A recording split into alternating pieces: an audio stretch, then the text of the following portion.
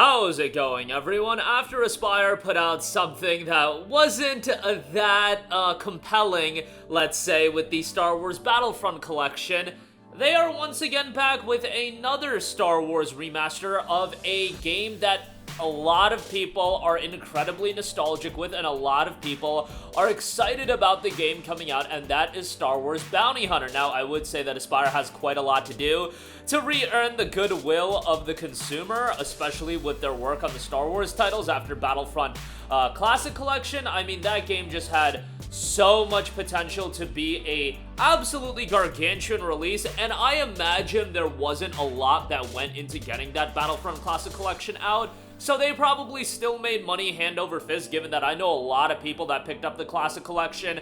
But just think about how great it could have been, and I'm not even somebody that has this nostalgic attachment towards Battlefront 2, but I know how people feel about that game, and it was just so disappointing to see Star Wars Battlefront 2, and Battlefront 1 for that matter, handled in the way that it was. But now they are back with Star Wars Bounty Hunter, and I am a little bit more optimistic with this one, and maybe that is misplaced optimism at this point, but Star Wars Bounty Hunter is a single-player game. It isn't one that is relying on a compelling multiplayer service and a consistent multiplayer experience. I mean, with Battlefront Classic Collection, that multiplayer experience was a disaster right out the gate, and that really did, let's just say, lukewarm the experience quite a bit. Make the experience lukewarm, I should say. But we have an update on Star Wars Bounty Hunter, and an in-depth update at that. An FAQ has been posted with a lot of information regarding Star Wars Bounty Hunter, so let's go over it. This is coming from Aspyr Read. Thank you to the Star Wars community for the incredible response to our announcement of Star Wars Bounty Hunter. The outpouring of articles, videos, and online commentary has been truly overwhelming. We've carefully reviewed the most frequently asked questions and are excited to share a few more details about the game ahead of its launch on August the 1st. Yeah, right around the corner, just 2 weeks away. For those new to the game, Star Wars Bounty Hunter lets you play as Jango Fett, the galaxy's most fearless bounty hunter. Tasked with capturing a deranged Dark Jedi, Jango embarks on a mission equipped with an arsenal of lethal weapons, gadgets, including dual blasters, a flamethrower, toxic darts, jetpack missiles, and more. Gear up, track down your target, and face off against galactic scum on your action-packed adventure. Star Wars Bounty Hunter is a completely native port, not an emulation. By working with the original GameCube source code, we've been able to make significant improvements to Star Wars Bounty Hunter to maximize performance and push the visual fidelity to make this classic experience feel new and improved. Those with deeper familiarity with the original release of Star Wars Bounty Hunter will know that the original game had significant visual flourishes that we've preserved for this release. Comparing modern and legacy controls. When diving into Star Wars Bounty Hunter, players can choose between two distinct control options, modern and legacy. I think you guys can figure out what each of those represent. Each offers a unique gaming experience tailored to your specific preference. Here's a breakdown to help you decide which control style suits you the best. The modern controls are designed to provide a contemporary gaming experience aligning with controls found in many of today's action-adventure games, modernizing the experience. And they have a breakdown as far as all of the controller options on Nintendo Switch, PlayStation, Xbox, as well as Steam Deck. I like the representation of Steam Deck here. It just goes to show how much, notoriety that platform's getting, and well-deserved. Steam Deck's awesome.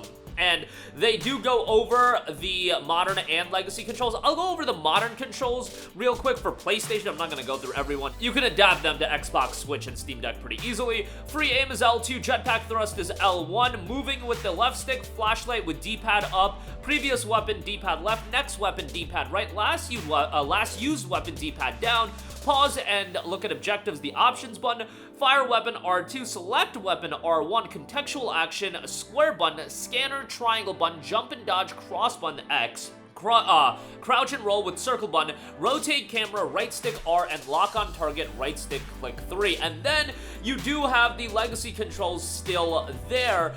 This is going to be a classic experience. Free aim with R2, jetpack thrust with R1, L1, move with left stick, flashlight with right stick click 3, previous weapon D-pad left, next weapon D-pad right, last used weapon D-pad down, pause is the options button still, fire weapon is the X button, select weapon is the circle button, contextual action is the square button, scanner is D-pad up, jump and dodge with the triangle button, crouch roll L2, rotate camera right stick, and then lock on target is R1.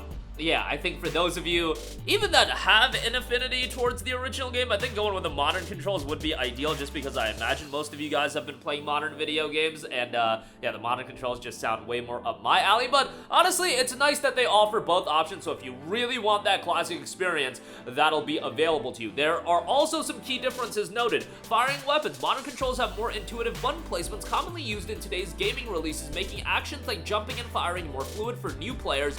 For example, Legacy controls use the X button to fire weapons, while firing can be expected using the right trigger in modern controls. Flashlight and scanner. It is crucial for players to utilize the scanner and flashlight for marketing bounties and exploring darker areas. When using the scanner, time now slows, making bounty collecting a little bit easier. In modern controls, the flashlight can be accessed through the D-pad up button, and the scanner can be utilized through the Y button. On the other hand, in Legacy controls, the scanner is retrieved through D-pad up, and the flashlight is shined through right stick click R3. Lock-on mechanism. While lots of acrobatics and jetpacking, you'll need to lock onto your target. This feature is assigned differently depending on your controls. With modern controls, use right stick click R3, and with Legacy controls, hold the right bumper RB. That would obviously be R1 with your PlayStation controller.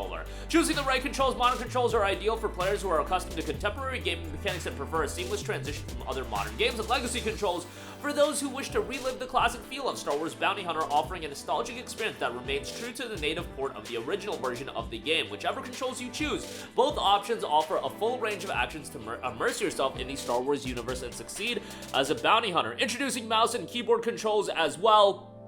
They have those available. I won't go through those in depth. Updated camera system. The camera system has been completely re-engineered to deliver a modern, innovative, and consistent experience, allowing players to enjoy Bounty Hunter in a brand new way. Rather than using the C button on the GameCube, the game utilizes contemporary controls that benefit your strategic pursuit.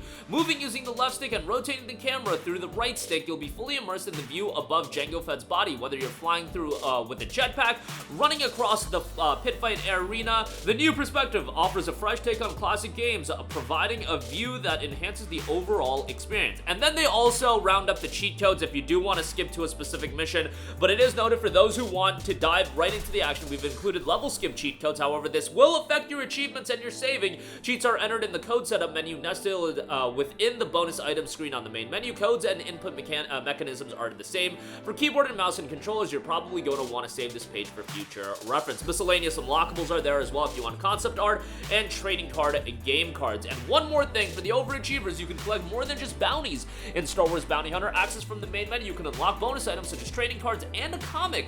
To unlock these collectibles, you'll need to complete levels and find hidden items scattered throughout each map. Stay vigilant on your hunt, and you'll discover these treasures soon enough. So that is everything noted in the Bounty Hunter FAQ. I'm sure the game is going to do very, very well from a sales standpoint. That just kind of goes without saying. But, you know, we'll see how the actual remaster is and the upgrade. I doubt it's going to be as big of a train wreck as the Battlefront Classic Collection, and Bounty Hunter, I think, is going to be, you know, one that they'll get right, especially with them rolling out all of the updates that are coming out. And again, it is a single-player game. So there you go with that. Star Wars Bounty Hunter is due out on August the 1st. If you do pre-order the game right now, there is a 10% off discount, so you can enjoy that. But that'll do it for me. Sound off with all of your thoughts in the comments section down below. Thank you for watching, and goodbye. Hey guys, we hope you enjoyed the video, and if you did, make sure to hit the subscribe button, and if you're already subscribed, do us a favor and hit the bell icon. This way you'll be notified whenever we post a new video. That's the best way to keep up with all of our uploads, and we usually try to upload 2 videos a day. And with the bell icon hit, you'll be notified whenever we do upload a video. As always, thanks for watching.